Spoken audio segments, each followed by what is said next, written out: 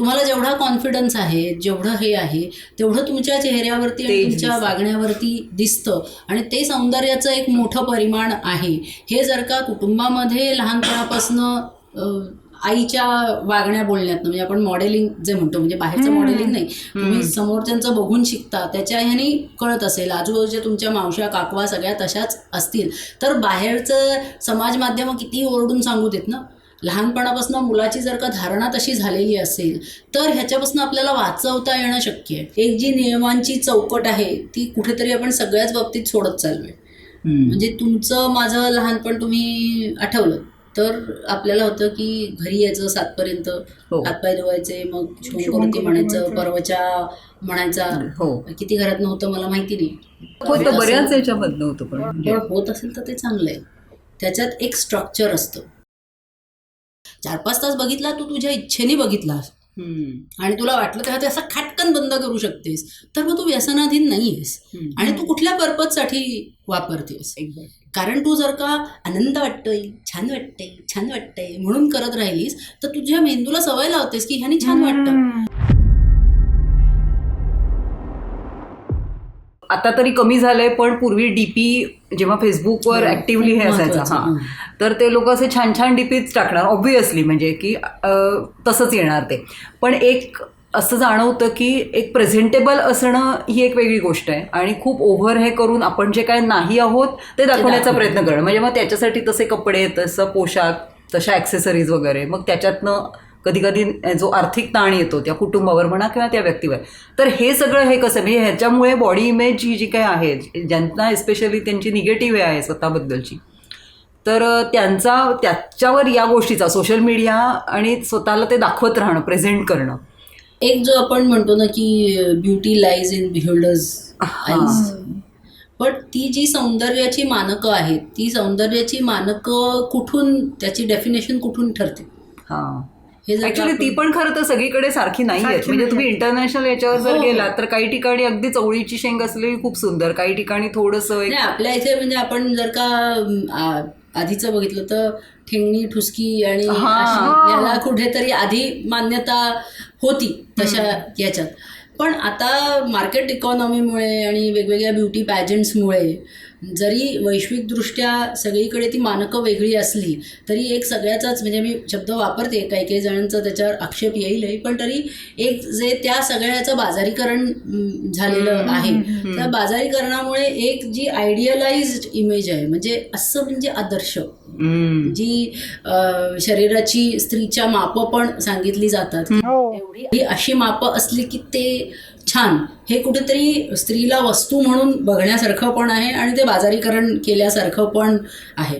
म्हणून तर आता आधी कोणी जिंकत नव्हतं. तुम्ही जर का सगळ्या इंटरनॅशनल ब्युटी पॅजंट बघितल्यात तर इंडियात पण जेव्हा भारतामध्ये मुक्त अर्थव्यवस्थेला सुरुवात झाली आणि त्याची सो कॉल्ड रसाळ गोमटी फळं दिसायला लागली, तेव्हा आपल्याकडे ब्युटी पॅजंट जिंकण्याची शक्यता जास्त वाढली. तसंच आफ्रिका आणि इतर देशांमध्ये सुद्धा जेव्हा तिथे ते पोचायला लागलं, सो हे कुठेतरी एकमेकांशी संबंधित आहे. मला असं म्हणायचं नाही की आपल्याकडे ज्या जिंकल्या त्या हे नव्हत्या, त्या होत्या, त्याच्याबद्दल काही वाद नाही, पण त्याच्याच बरोबरीने काहीतरी हे फॅक्टर्स मागे ड्राईव्ह करतात, ह्याच्याबद्दल काही वाद नाही. कारण मग एकदा ती व्यक्ती तिथे असली की मग ती कुठले प्रॉडक्ट्स वापरते, प्रत्येकाचं ब्रँड अँबॅसिडर असणं, आणि मग हे सगळं खूप खूप मार्केट इकॉनॉमीशी रिलेटेड आहे. आणि हे सगळं पोचवण्याचं आता सोशल मीडिया मार्केटिंग हा शब्द स्वाभाविक आहे, आणि त्यामुळे ब्युटी प्रॉडक्टच्या बाबतीमध्ये मग सुंदर कोणाला म्हणायचं ही डेफिनेशन करायला सुद्धा सोशल मीडियाने सुरुवात केलेली, की हे असं असणं म्हणजे सुंदर, मग असं, आणि आमचं प्रॉडक्ट असं करतं आणि मग हे तुम्हाला मी दाखवतो. मग हे जेव्हा व्हायला लागतं तेव्हा ऑब्व्हियसली त्याचा परिणाम खूप मोठ्या प्रमाणावर होण्याची शक्यता वाढलेली आपल्याला दिसून येते. पण मग त्या अट्टहासापायी ते नको ते करणं वगैरे, आणि हे मग म्हणजे मानसिक या स्तरावर काय काय त्याच्यामुळे काही प्रॉब्लेम्स होऊ शकतात. होऊ शकतात, नक्कीच होऊ शकतात. मी काळी आहे तरी मला गोरं व्हायचंय, किंवा मला काहीतरी काही असे हे आहेत, काय म्हणूयात त्याला, माझ्या फिजिकल कंडिशन्स आहेत की ज्याच्यामुळे एका लिमिटच्या पलीकडे मी नाही बारीक होऊ शकत, तरी पण ते ओढून ताणून प्रयत्न करणं वगैरे. मग हे जे काही आहे ही मानसिकता, म्हणजे ह्याला तुम्ही कुठल्या याच्यामध्ये नाही, ह्याला मी फक्त त्या व्यक्तीला जबाबदार नाही धरणार. समाज आणि व्यक्ती ह्या दोघांनी एकत्र येऊन ह्या प्रश्नावरती उत्तर शोधणं हे गरजेचं आहे. आणि समाजाचा आपल्या सगळ्यात जवळ असलेला घटक म्हणजे कुटुंब असतो. त्यामुळे कुटुंबामध्ये जर का ह्याच्यावरती साधक बाधक आणि योग्य रीतीने चर्चा होत राहिली तर इस्पेशली आपण ज्या म्हणतो ज्या तरुण मुली आहेत की ज्या ह्या सगळ्याचा बळी ठरतात त्या ठरण्याची शक्यता कमी राहते. जर का घरामध्ये आधीपासूनच असं वातावरण असेल की तू आहेस तशी सुंदर आहेस, काळी असलीस तरी त्याच्यात काहीही फरक पडत नाही. गोष्टी आहेत, अजून उदाहरणं आहेत की जी दिल्यामुळे, आणि त्याच्याही पेक्षा म्हणजे शारीरिक सौंदर्य महत्त्वाचं नाही असं नाही, पण शारीरिक सौंदर्याच्या बरोबरीने मानसिक सौंदर्य आणि क्षमता ह्याही तितक्याच महत्त्वाच्या आहेत.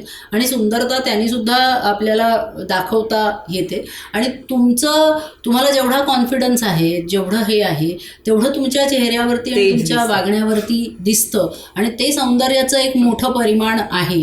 हे जर का कुटुंबामध्ये लहानपणापासनं आईच्या वागण्या बोलण्यात, म्हणजे आपण मॉडेलिंग जे म्हणतो, म्हणजे बाहेरचं मॉडेलिंग नाही, तुम्ही समोरच्यांचं बघून शिकता, त्याच्या ह्याने कळत असेल, आजूबाजूच्या तुमच्या मावश्या काकवा सगळ्या तशाच असतील तर बाहेरचं समाज माध्यमं किती ओरडून सांगू देत ना.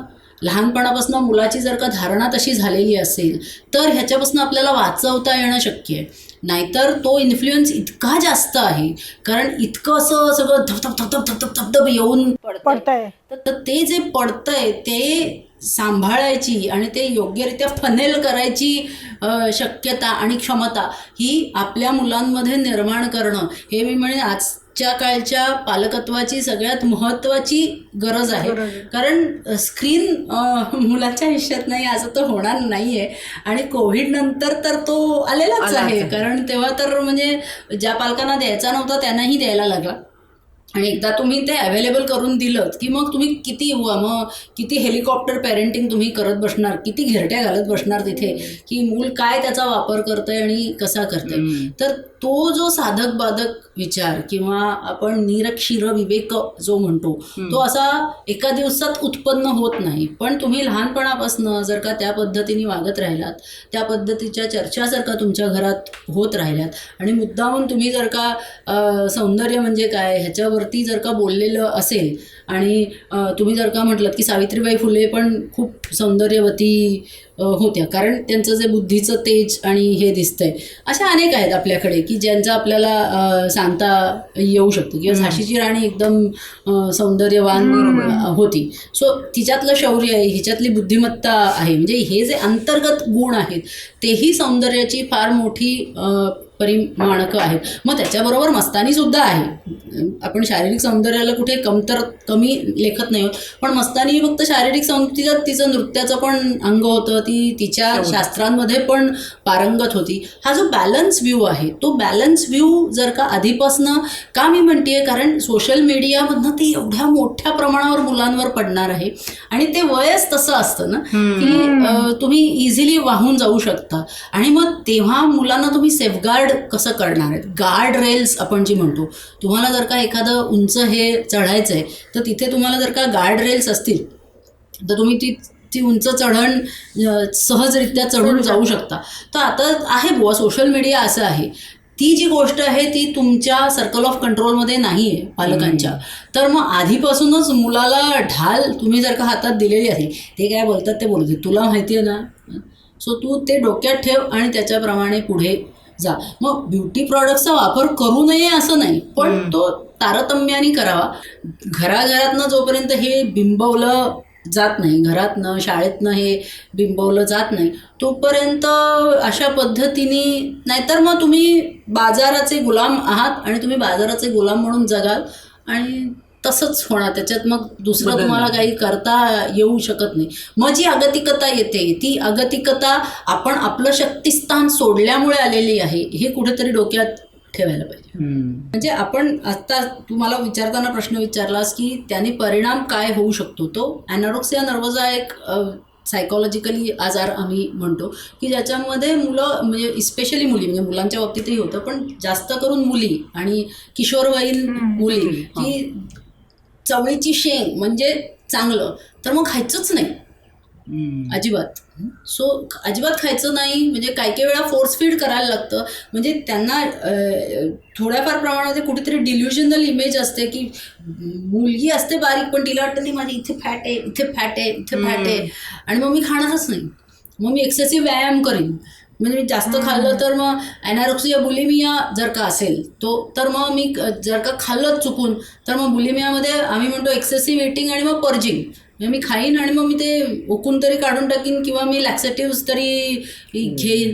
सो त्यांनी तुमच्या पचनसंस्थेवरतीच वाईट परिणाम होतो. म्हणजे हा मी एक्स्ट्रीम हे सांगते की जेव्हा नको ती चुकीची आयडियलाइज इमेज तुमच्या ब्युटीची असते तेव्हा असा आपण म्हणजे असा अगदी सगळ्याच मुलींच्या बाबतीत होईल असं नाही, पण एवढा घातक परिणामसुद्धा होऊ शकतो. आता ॲनॉरेक्सिया होण्याची अनेक कारणं आहेत, जसं डिप्रेशनसाठीचं पण आहे तसं, पण हे एक महत्त्वाचं कारण होऊ शकतं. म्हणजे स्क्रीन बघताय तुम्ही, सोशल मीडिया बघताय, म्हणजे प्रत्येकालाच ॲनॉरेक्सिया होईल का? नाही, पण ॲनॉरेक्सिया होण्यासाठी वन ऑफ द रिझन हे असू शकतं आणि तिथे काळजी घेणं. म्हणून म्हटलं की आधीपासून जर का कुठेतरी मुलांना माहिती असेल तर मग हे होण्याची शक्यता कमी राहते. स्क्रीन अडिक्शन आहे त्याच्यासाठी म्हणजे ते असं त्याचा पर्सनॅलिटीशी कितपत संबंध आहे? एक जनरल थोडंसं लॉजिकली बघायचं ठरलं तर जे लोक फारसा ज्यांचा स्वतःवर कंट्रोल नसतो किंवा ज्यांचा असा सेल्फ रिस्पेक्ट म्हणूयात किंवा कॉन्फिडन्स लेव्हल हे जे आहे थोडंसं कमी आहे ते लोक पटकन हे होतात, असं काही ऑब्झर्वेशन आहे? थोडंफार आपण म्हणता येईल नार्सिसिस्टिक जो माणूस आहे, म्हणजे मीच भारी असं वाटणारी जी व्यक्ती आहे आणि आपल्याविषयी मीडियावरती थोडंफार टाकतीये ती व्यक्ती, तर मग ती सतत बघत राहते की किती लाईक्स आले, काय आले. असं नॉर्मली पण तुझ्या माझ्यासारखी नॉर्मल माणसं पण बघतात, पण ही व्यक्ती जास्त त्याच्यात गुंतत जाते आणि मग नाही तर मग अजून तिथे कसं करता येईल आणि काय करता येईल अशा ह्यानी, किंवा तू जसं म्हटलंस तसं की काहीच नाही आहे तर मग शोध काम करायला पण लोक त्याच्यावरती जाऊ शकतात. सो नार्सिसिस्ट असणारे की तिथून कुठून तरी मी कशी छान असं दाखवायला मला ज्याच्यात हे मिळेल, आणि मग अशा वेळेस जर का लाईक्स आणि हे आले नाहीत तर मग त्याचा उलटा परिणाम होणं की मला सतत माझ्या रील्सला लाईक्स आलेच पाहिजे आणि हे आलंच पाहिजे. ह्याच्यासाठीचं एक सोपं मीडियम ते होऊन जातं.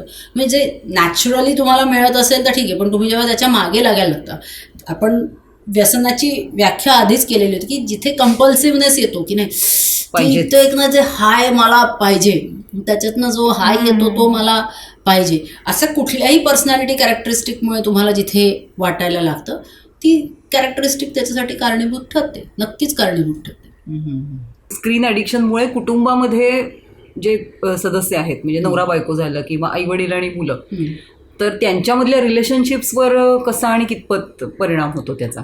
हा एक महत्त्वाचं कारण आहे कुटुंबामध्ये संवाद कमी होण्यासाठीचं महत्त्वाचं कारण आहे.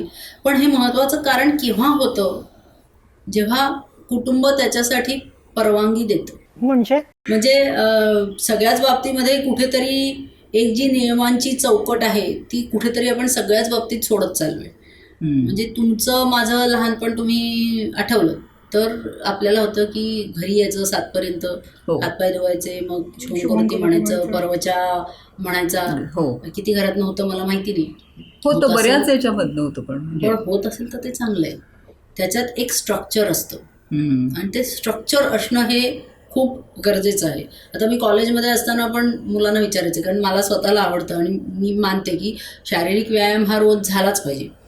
कॉलेजमध्ये मुलांना विचारायचे ती व्यायाम नाही, म्हणजे कॉलेजमधली मुलं नाही करत. म्हणजे अख्खा 100 मुलांचा वर्ग असेल तर कोण रोज करतं म्हटल्यावरती 4-5 म्हणजे 10 म्हणजे डोक्यावरून पाणी नाहीच यायचे. 100त मला 4-5 मिळायचे की जे रोज व्यायाम करतात.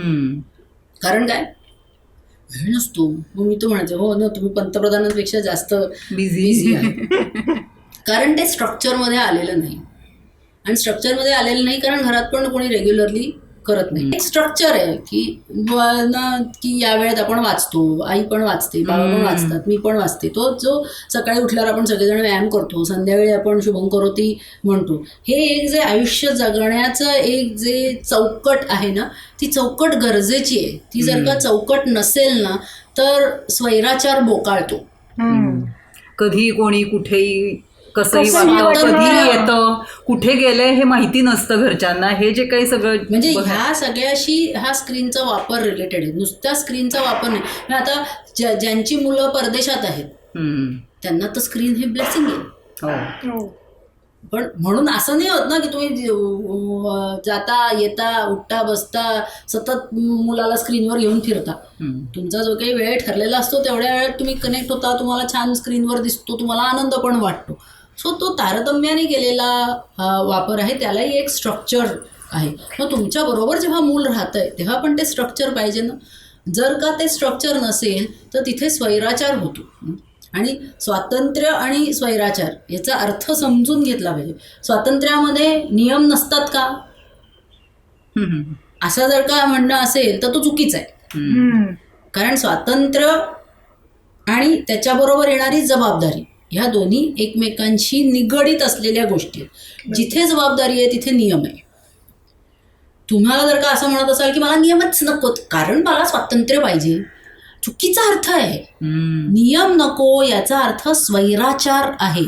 आणि स्वैराचार हा तुम्हाला कधीही घातकच असणार आहे. तुम्हाला नियमांच्या निवडीचं स्वातंत्र्य असतं. नियम कुठला पाहिजे हा तुम्ही निवडू शकता. आणि तो तुम्ही जर का सगळे एकत्र राहत असाल म्हणजे याच्यावरनं पण वाद होतो. मग आता म्हणजे वादाचे मुद्दे कसे असतात की मुलं म्हणतात ना आम्हाला नाही झोप येतो, आम्हाला 12 वाजल्याशिवाय झोपत नाही येत. पण मग 12 वाजताची वेळ तरी कायमची आहे का? 12चे 2 पण होतात. 12ला झोपतं तर 12ला रोज 12ला झोपता का? आणि मग रोज किती वाजता ठरतं तेव्हा उठतं का? काहीतरी ठीक आहे, तू वेळ निवडलीस ना. खरं म्हटलं तर 12 वाजता झोपणं योग्य नाही शरीराच्या दृष्टीने सुद्धा. पण ठीक आहे, तुझा व्यवसाय असा आहे, तुझं अमुक तसं आहे, तुझं काय आहे, तू 12 वाजता झोपतोस, रोज वेळ पाळ. तूच ठरवलेला नियम आहेस ना. आणि ती विंडो पण द्यायला पाहिजे. मग आईबाबांना जर का 10:30 वाजता झोपायचं असेल तर आईबाबा झोपतील. मग तो विश्वास पण पाहिजे की मग 12 वाजता आणि तू 12 वाजता झोपतोयस का, नाही तर मग तू 2 वाजता झोपतोयस त्याने तू तुझंच नुकसान करून घेतोयस. मग तो स्वैराचाराकडे चाला. आज मी 12 वाजता झोपीन, उद्या मी 2 वाजता झोपीन, आणि मग रविवारी मग मी रात्री लवकरच झोपीन, शनिवारी 10 वाजता, आणि दुसऱ्या दिवशी सकाळी 12 वाजल्याशिवाय उठणार नाही. म्हणजे कशालाच काही राहत नाही ना. ठीक आहे, तुझा जर का व्यवसाय, आता कितीतरी लोक असे आहेत की त्यांचे फॉरेनचे त्यांचे क्लायंट्स असतात, मग त्यांना काही इलाज नसतो, ते बसतात 3-3 वाजेपर्यंत. पण मग त्यांना सेफगार्डिंग काहीतरी करायला पाहिजे. कारण तुमचं शरीर त्या स्वैराचाराला खूप काळ थारा नाही देऊ शकणार. सो तुम्ही स्क्रीनचा वापर करू शकता, चांगल्या ह्यानी सुद्धा करू शकता. तुम्ही चांगले पॉडकास्ट, चांगलं हे एकत्र सुद्धा बघू शकता कुटुंबाने, आणि त्याच्यावर पण चर्चा करू शकता. सो तुम्ही तो खूप चांगला वापर करताय स्क्रीनचा.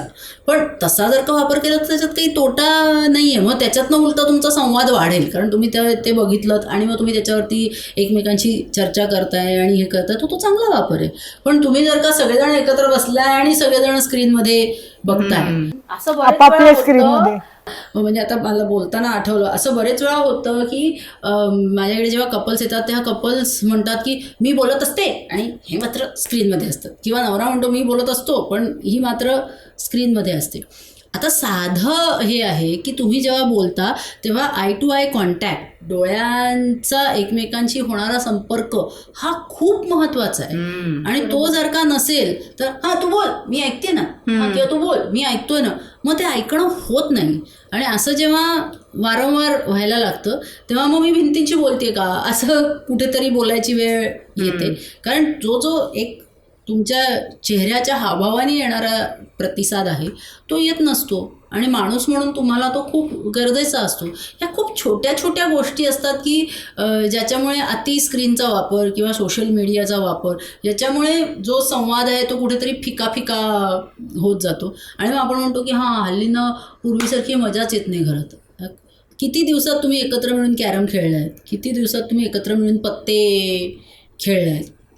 हे जेव्हा एकत्र तुम्ही करायला लागता, किंवा गाण्याच्या भेंड्या खेळल्यात, हे आपण सगळं करायचो. कारण त्याच्यात म्हणजे त्या करण्यामध्ये माणसाशी माणसाचा असलेला संबंध होता, आणि आपण सगळेजण मिळून काहीतरी आनंदाचं करतोय असं होतं. म्हणून मी म्हटलं की स्क्रीन वापरून तुम्हाला करायचं आहे बघा ना, काहीतरी चांगलं बघा आणि मग त्याच्यावरती डिस्कस करा, हरकत नाही. स्क्रीन ॲडिक्शन जर आपण म्हणायला गेलो तर त्याच्यामध्ये मेंदू कशा प्रकारे, म्हणजे त्याचं काम कसं चालतं किंवा कसा गुंतत जातो. इनफॅक्ट आता आपण बघितलं तर आपल्या ज्या शरीराने ज्या काही क्रिया होतात त्याचं कम्प्युटर इथे आहे आणि त्याच्यावरूनच त्याचं सगळं नियंत्रण होत असतं. त्याच्यातलं आपण आधी बोलताना बोललो जसं की काही एक गोष्ट केल्यावर मला छान वाटतं. सो ते छान वाटते त्याच्यासाठी बऱ्याच जणांना आता यूट्यूबमुळे आणि वाचूनच स्क्रीनवरनंच माहिती असेल की त्याच्यासाठीचं जे महत्त्वाचं रसायन असतं, वन ऑफ द रसायन, त्याला आपण डोपामाइन असं म्हणतो. मेंदूमधलं जे रसायन असतं ते जेव्हा स्क्रीनमधनं तुम्हाला काहीतरी छान वाटत असतं तेव्हा ते रसायन जास्त प्रमाणामध्ये स्त्रवतं. आता त्याचा स्क्रीनचा आणि ते स्त्रवण्याचा वारंवार संबंध लागत राहतो. आणि जेव्हा एखादी गोष्ट वारंवार होत राहते तेव्हा ती पहिल्यांदा जितकी छान वाटते ना तितकी दुसऱ्यांदा वाटत नाही. आणि त्यामुळे दुसऱ्यांदा ती अजून जास्त करावीशी वाटते की त्याच्यामुळे येणारी मजा अजून येईल. जो टॉलरन्स बिल्ड होतो असं आपण म्हणतो व्यसनाधीनतेमध्ये, की सिगरेटसुद्धा पहिल्यांदा जेवढी मजा येते तेवढी नंतर त्याच्यात मजा येत नाही. तेवढी मजा येण्यासाठी मग तुम्हाला जास्त ते करायला लागतं. स्क्रीनमध्ये पण असंच होतं की पहिल्यांदा तुम्ही बघता तेव्हा तुम्हाला छान वाटतं, मग तुम्हाला छान वाटायला तुम्हाला अजून थोडा वेळ बघायला लागतो. आणि मग अशी कधीतरी वेळ येते सतत वापरून की खरं तर काही मजा येत नसते, पण तुमच्या डोक्यात एक तो लूप बनलेला असतो की डोपामाइन सिक्रेशननी एक जी हलकं वाटणं, छान वाटणं अशी जी अवस्था आहे त्या अवस्थेच्या मागे तुम्ही लागता. म्हणजे हेच आपण कंपल्सिव्ह यूज म्हणतो किंवा तुम्ही गुलाम बनत जाता. खरं तर चांगल्या ह्याने डोपामाइन सिक्रेट व्हायला पाहिजे तर ते एक स्टडी सप्लाय तुम्हाला पाहिजे. तसा जर का राहिला तर तुम्हाला एक सर्वसाधारणपणे छान तुमचं हे चालू असतं. पण जेव्हा तुम्ही स्क्रीन वापरता तेव्हा असं एकदम स्पाईक येतो डोपामाइनमुळे आणि मग स्पाईक आल्यावरती खाली येतो. मग खाली आल्यावरती तुम्हाला असं वाटतं बापरे हे तर फारच कठीण आहे, मग तुम्ही परत स्क्रीन बघता. So that becomes a very addictive process. हा जो हे आहे आणि हा ग्राफ मग तो हे जे पीक आहे ते हळूहळू पीकचा जो उंचपणा आहे तो कमी कमी व्हायला लागतो आणि हे खालचं जे आहे ते वाढायला लागतं. आणि मग वाढायला लागतं तितकं तुम्हाला वाटतं की नाही अजून पाहिजे. मग मी गेल्या वेळेस म्हणताना आपल्या पॉडकास्टमध्ये म्हटलं तसं तुम्ही त्याच्या चक्रव्यूहात आत शिरत जाता. ते डोपामाइनचा ॲडिक्शनशी असलेला संबंध हा सगळ्यात मोठा हे आहे. आणि तुम्ही जेव्हा एकाच प्रकारचं मेंदूचं लूप जो आपण म्हणता येईल, जो काही चेतासंस्थेचं जे काही सिक्रेट होऊन एकमेकांशी जोडले जाणारे जे धागे आहेत ते वापरता, ते बाकीचा मेंदू तुम्ही वापरत नाही. आणि आपल्या सगळ्या शरीराचा हा रूल करणारं तत्व आहे वापरा किंवा विसरा. तुम्ही जर का त्याचा वापर केला नाही तर ते कुठेतरी इम्पेअरमेंट ऑफ प्रीफ्रंटल कॉर्टेक्स म्हणजे आपल्या माणसाचा जो पुढचा मेंदूचा भाग आहे ज्याला आपण फ्रंटल कॉर्टेक्स आणि प्रीफ्रंटल कॉर्टेक्स म्हणतो, तुम्ही जेव्हा एकाच विशिष्ट पद्धतीने करत जाता तेव्हा तुम्ही निर्णय क्षमता किंवा काहीतरी चांगल्या ह्यानी बघणं असं कुठे काही वापरतच नाही ज्याच्यात खूप क्रिटिकल ह्यानी काहीतरी विचार करणं आहे. ह्या गोष्टींचा वापर होतच नाही आणि वापर होत नाही तर ते इम्पेअर होत जाण्याची शक्यता खूप. म्हणजे हे मी केव्हा सांगते, जेव्हा तुम्ही सातत्याने फक्त स्क्रीनवरच ॲडिक्ट राहता आणि तुम्ही स्वतःचं असं काही करायलाच जात नाही तेव्हा हे होण्याची शक्यता जास्त असते. म्हणजे आम्ही त्याला फंक्शनल अल्टरेशन्स असं म्हणतो. म्हणजे फंक्शन जे काही मेंदूचं होणारं आहे, कार्य जे काही होणारं आहे तुम्ही ते वापरतच नाही आहात ना, त्यामुळे तिथे मग प्रॉब्लेम होत राहतो. आणि अगदी खूपच ॲडिक्ट ह्याच्यामध्ये ॲक्च्युअल ॲनाटॉमीमध्ये सुद्धा बदल होऊ शकतात. इस्पेशली जर का लहान मुलांना व्यसन जर का लागलं, कारण त्याच्यात त्यांचा मेंदू विकसित होत असतो. सो काही भाग विकसितच होणार नाही जर का तो वापरला गेलाच नाही तर. कारण तुम्ही जितकं वापरत जाता तितकं तुम्हाला त्याच्यात गोडी लागत राहते आणि तितकं त्याच्यातला तुमचा फाईननेस जो आहे किंवा तुमचं त्याच्यावर येणारं प्रभुत्व जे आहे ते वाढत राहतं. पण तुम्ही वापरतच नाही तर तुम्हाला त्यातनं प्रभुत्व येईल कसं, तर तो एक मोठा प्रॉब्लेम होतो. स्क्रीन ॲडिक्शनच्या याच्यामध्ये जे माइंडफुलनेस असं एक आपण टर्म वापरतो, काय त्याचं माइंडफुल आणि माइंडफुल याच्यात फरक आहे. म्हणजे तुम्ही जेव्हा आहे त्या क्षणामध्ये पूर्णपणे राहता तेव्हा तुम्ही माइंडफुल असता ऑफ द थिंग. तर समजण्यासाठी म्हणून मी तुला एक गोष्ट विचारते की तुला आवडती डिश एखादी मला सांग. मसाला डोसा. आता अशी कल्पना कर की तुला गरम गरम छान मसाला डोसा सांबार आणि चटणी बरोबर असा दिलाय आणि तुला सांगितलं ना खूप मन लावून खा. कसा खाशील? ऍक्च्युली बरोबर आहे. हा? मन लावून खा म्हणजे एक्झॅक्टली काय, कारण कसं आहे, पहिला घास खाईन मी म्हणजे असं छान आहे वगैरे त्याचा आस्वाद, पण ऍक्च्युली एवढा आस्वाद घेत सगळा डोसा नाही खाल्ला जाणार, मी भराभरा खाईन तो. म्हणजे माझं जर एक सवय जर बघितली तर, म्हणजे पहिला घास जेवढा मी एन्जॉय करेन तेवढं कदाचित मग पुढचंही नाही होणार माझ्याकडनं. म्हणजे मग ते एक त्याला एक फक्त रुटीन हे येईल की आता तो खायचा आहे. कारण तू प्रत्येक घास घेताना तू तिथे प्रेझेंट नाही राहत. आता मी सांगते तसा मानसिक याने खाऊन बघ. तुला असा गरम गरम डोसा दिलाय, मसाला डोसा दिलाय, आणि तर तुला तो समोर आल्याबरोबर तू तिच्याकडे डोळे भरून आधी बघ. म्हणजे असं त्याला असं थोडासा त्याला असलेला तो कुरकुरीतपणा जो आहे तो जाणवतोय. मसाला डोशाच्या आतमध्ये जी असलेली भाजी आहे ती पण डोळ्यांनी जाणवते. आतमध्ये भाजी आहे ती तुला जाणवते, ते तू नोट कर. तिथे तू माइंडफुल होतेस की हा वा असा डोसा आला, असा तो कुरकुरीत आहे, आणि मग त्याच्यावरती अशी ती भाजी पण मला जाणवते, आणि मग बाजूला असलेल्या त्या चटणीचा रंग असा आहे, मग त्या सांबाराचा रंग असा आहे. म्हणजे तुला डोळ्यांना दिसणार आहे, तू ते नोट कर. तू ते नोट कर, तेव्हा तू माइंडफुल होतेस. आणि मग तुला तसा डोशाचा आणि भाजीचा सुवास येत असतो, तो पण तू नोट कर की हा असा सुवास येतो. आणि तू त्याला हात लावतेस तेव्हा तो जर का तव्यावर असा गरम गरम असेल तर एक प्रकारचा गरमपणा पण असा तो जाणवतो. तो पण नोट कर की तो असा गरमपणा जाणवतो. तो जेव्हा तोडतेस, तो बाजूचा भाग तोडला तर त्याचा आवाज येतो, तो पण त्याच्याकडे पण लक्ष दे. त्याला पण ना रिस्पेक्टफुली तुम्ही ती गोष्ट करायला लागतात. मग तुम्ही भाजीला हात लावता, ती भाजी पण वेगळी गरम असते डोशापेक्षा, ते पण जाणवून घे. आणि मग समोर आणल्यावरती परत एकदा त्याचा सुवास असा सगळा घे, आणि मग घास तोंडामध्ये ठेव, आणि मग पूर्ण लक्ष तोंडामध्ये दे की मग तो डोसा आणि ती भाजी कशी एकमेकात मिसळली जाते, आणि मग गिळताना पण तो घास असा जाताना शेवटपर्यंत कसा तुला जाणवतो. डोसा न खाता डोसा खाल्ल्यासारखं वाटलं की नाही? हो, कारण माइंडफुली केलंस. तुला जो अनुभव येतोय त्या अनुभवामध्ये तू तुझ्या सगळ्या मानसिक जे लक्ष आहे ते केंद्रित केलंस. आणि असं जेव्हा आपण करतो तेव्हा प्रत्येक जी गोष्ट आहे, प्रत्येक जी आपण क्रिया करतो, ती क्रिया आपल्यासाठी आनंदाचं निधान होऊ शकते. आता स्क्रीन जेव्हा आपण वापरतोय तेव्हा बरेच वेळा जो कंपल्सिव्ह यूज असतो, जे आपण म्हटलं, तेव्हा आपण तिथे फारसं काही लक्ष देतच नसतो. स्पेशली जे स्क्रोलिंग असतं किंवा जे गेम्स लोक खेळतात, तेव्हा त्या कॉम्पिटेटिव्ह स्पिरिटमध्येच ती इतकी गुंतलेली असतात की ॲक्च्युअली सगळ्या ह्याच्यावरती लक्ष द्यायला त्यांना वेळ नसतो. कारण त्या कॉम्पिटेटिव्ह ह्याच्यात जिंकल्यावरती तो जो काही डोपामाइनची रश येणार आहे ती तेवढीच पाहिजे, ह्याच्याकडे कुठेतरी लक्ष लागलेलं असतं. तो स्क्रीनचा माइंडफुल वापर करायचा, तर त्याचा पर्पज काय आहे हे आधी आपल्याला माहिती असतं, आणि त्या पर्पजमुळे मला काय मिळणार आहे हेही कुठेतरी माहिती असतं, आणि ते करताना मी ते चवीने कसं एन्जॉय करणार आहे हेही माहिती असतं. म्हणजे मी जर का एखादी गोष्ट ऐकत असेल यूट्यूबवरती, तर मी खूप माइंडफुली ऐकते.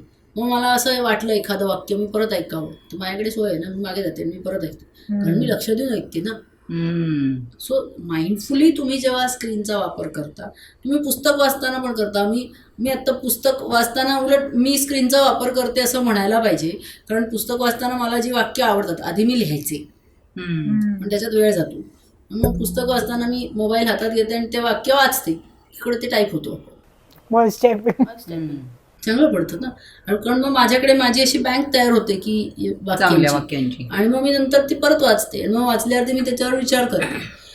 सो यूट्यूबवरती पण मला वाटलं की हे वाक्य चांगलं वाटतं, आणि मी जर का लिहायचं म्हटलं तर मग मी परत परत मागे जाऊन ऐकू शकते. तर पहिले तर तुमचा पर्पज क्लिअर आहे. जसं डोसा खाताना तुम्ही डोसा का खाताय, उदरभरण नोहे जाणीजे यज्ञ कर्म असं आपल्याला म्हटलेलं आहे. यज्ञ म्हणजे काय, यज्ञासाठी तुम्ही कशी साहित्य निवडून आणता, यज्ञाची जागा व्यवस्थित हे करता, आणि देवतेला ते अर्पण करायचं म्हणून पूर्ण लक्ष देऊन करता.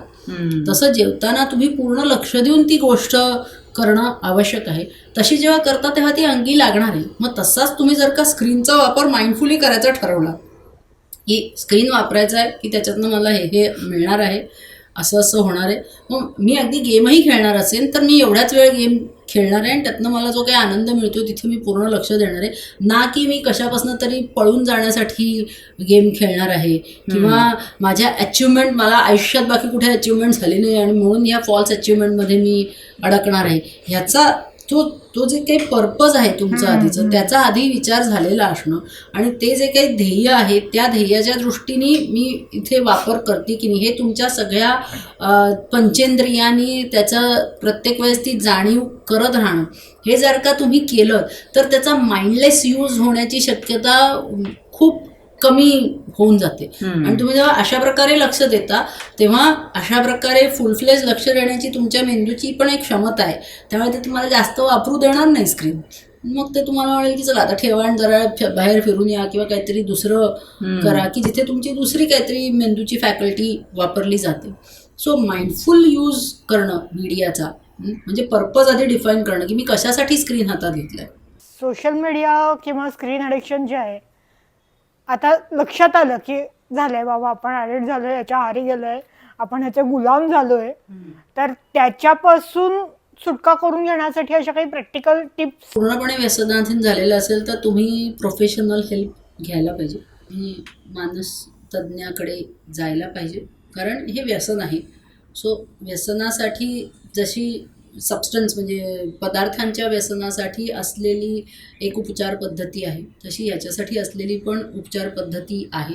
तर त्या उपचार पद्धतीतनं घेणं, आता याच्याशी रिलेटेड नाही पण म्हणून मी सांगते की स्क्रीन ॲडिक्शनमधनं अजूनही जे निर्माण होतोय ते म्हणजे क्रिप्टो आणि ह्या सगळ्या याच्यामुळे. असेही माझ्याकडे क्लायंट आहेत की पैसे सगळे घालवून बसलेले आहेत आणि अक्षरशः डी ॲडिक्शन सेंटरला मी त्यांना रेफर केलेलं आहे.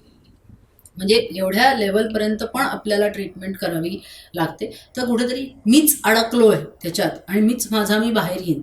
मी अगदी म्हणते की अगदी टोकाचं जर का व्यसनाधीनता झाली असेल तर तिथे पहिल्यांदा मदत मागण्याची तयारी असणं ही सगळ्यात महत्त्वाची प्रॅक्टिकल टिप आहे. स्क्रीनच नाही, कुठल्याही व्यसनाला आम्ही सांगतो की तुम्ही एकदा बाहेर पडलात की तुम्ही त्याच्या रिलॅप्सपासून, विसरण्यापासून जे काही इनॉक्युलेशन करायला पाहिजे, जे काही एक सांभाळ स्वतःचा करायला पाहिजे, ह्याच्यासाठी पण तयारी करायला पाहिजे. आणि तो सांभाळ स्वतःचा करण्यासाठी कुटुंबाची त्याच्यामध्ये असणारी गुंतवणूक ही महत्त्वाची ठरते. जर्नलिंगसारखी हे असेल, लिहिण्याची हे असेल, बऱ्याच काही गोष्टी आहेत की ज्या तुम्ही प्रोफेशनलकडे गेलात की तुम्हाला त्या कळू शकतात. त्यामुळे प्रॅक्टिकल टिपमध्ये जेव्हा मी हे म्हणते टोकाची व्यसनाधीनता असेल तेव्हा सगळ्यात प्रॅक्टिकल टिप म्हणजे तुम्ही व्यवस्थित ज्या माणसाला कळतंय ह्याच्याकडे जाऊन त्याचा सल्ला घेणं हे गरजेचं आहे.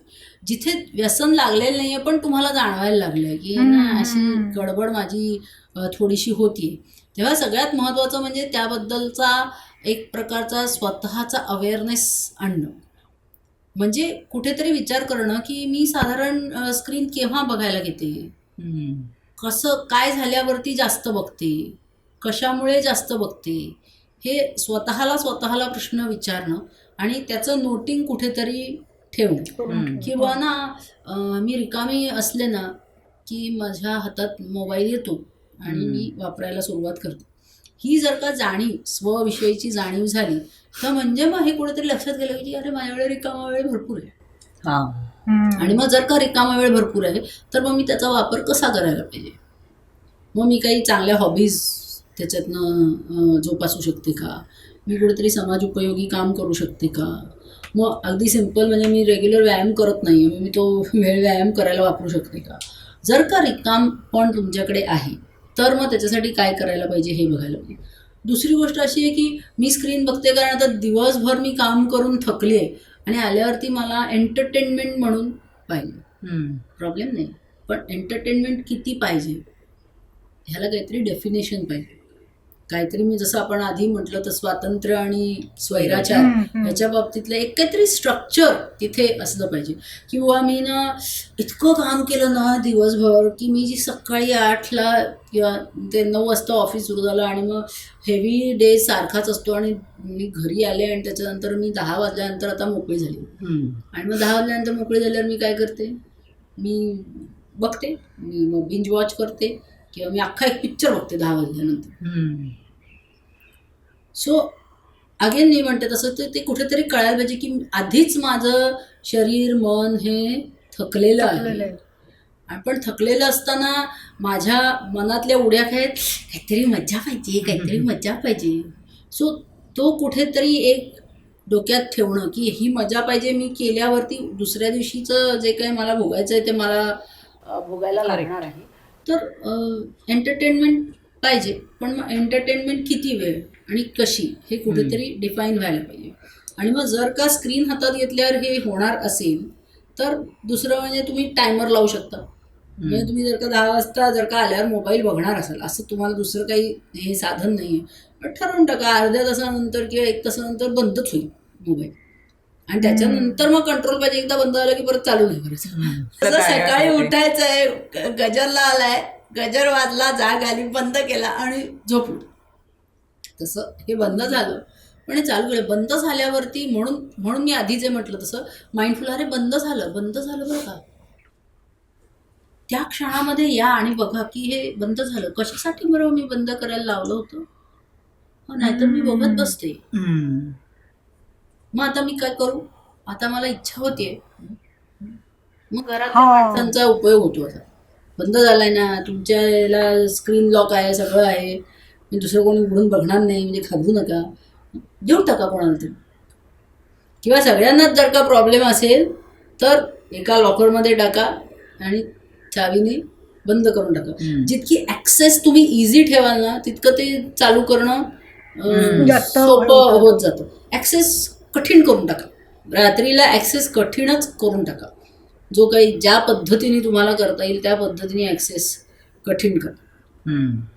जर का तुम्हाला हे प्रॅक्टिकल टिप म्हणून मी सांगते की तुम्हाला जर का कंट्रोल होतच नसेल तर अशा याने बघा की तुमचा मोबाईलचा ॲक्सेस एका याच्यानंतर बंद होतोय आणि त्याचा ॲक्सेस तुम्ही जास्तीत जास्त डिफिकल्ट करते. अल्कोहोलिक अनॉनिमस जी एवढी संस्था चालते त्यांची मला प्रार्थना आवडते. ते काय सांगतात, देवा दारू महान आहे, आजच्या एक दिवस मला दारूपासून बाजूला राहण्यासाठीची ताकद दे. तसंच इथेही म्हणायला पाहिजे, ज्यांना स्क्रीन ॲडिक्शन पूर्णपणे झालेलं नाही आहे पण त्यांची त्या दिशेने वाटचाल चालू आहे, स्क्रीन ॲडिक्शन महान आहे, स्क्रीनची ताकद महान आहे. देवा आजच्या एका दिवसासाठी स्क्रीनपासून लांब राहण्याची ताकद मला दे.